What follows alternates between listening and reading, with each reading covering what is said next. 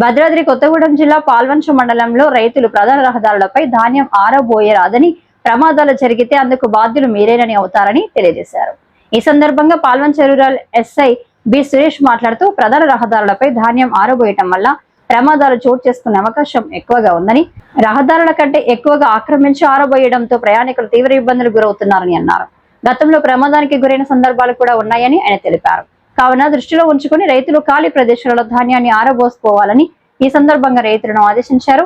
ధాన్యం ఆరబోయడం వల్లనే ప్రమాదం జరిగితే అందుకు చర్యలు తీసుకుంటామని హెచ్చరించారు. నమస్కారం అండి. ఈరోజు ముఖ్యంగా అంటే చాలామంది రైతులు వాళ్ళకి అవగాహన లేక రోడ్ల మీద ఈ ఏదైతే ధాన్యం ఉందో అది ఆరబోస్తూ ఉన్నారు.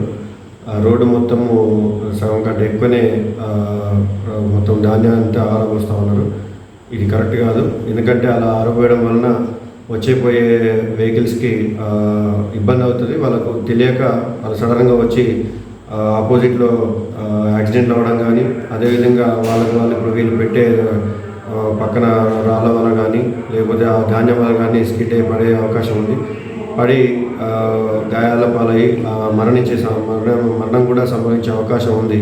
కాబట్టి రైతులకి పాల్వంచ రూరల్లో ఉన్న పబ్లిక్ అందరికీ తెలియజేయనది ఏమనగా, ఎవరు కూడా ఈ ఏదైతే రహదారులు ఉన్నాయో, రోడ్లు ఉన్నాయో, రోడ్ల మీద ఎట్టి పరిస్థితుల్లో మీరు వరి ధాన్యం కానీ వేరే ఇతర ఏ ధాన్యం కూడా ఆరబోయొద్దని, మీకు వేరే ప్లేస్లలో మీకు సంబంధించిన వ్యవసాయం దగ్గర ఉన్న ప్లేస్లలో వేరే ఆల్టర్నేటివ్ ప్లేస్లలో ప్రభుత్వం సూచించిన ప్లేస్లలో ఆరబోసుకోవాలని ముఖ్యమైన గమనిక.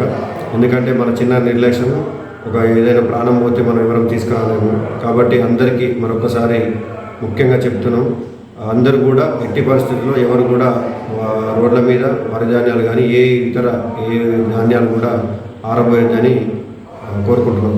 ఈ చెప్పినా కూడా ఎవరైతే వినకుంటే ఏదైనా ఇన్సిడెంట్ జరిగినా లేకుంటే కంపల్సరీ మీ మీద చర్య తీసుకోబడుతుంది, అనవసరంగా కేసులు నమోదు చేయబడతాయి. కాబట్టి దృష్టిలో పెట్టుకొని ఎవరు కూడా రోడ్ల మీద ఎలాంటి ధాన్యాలు కూడా ఆరబోయొద్దని కోరుకుంటున్నాం. Thank you.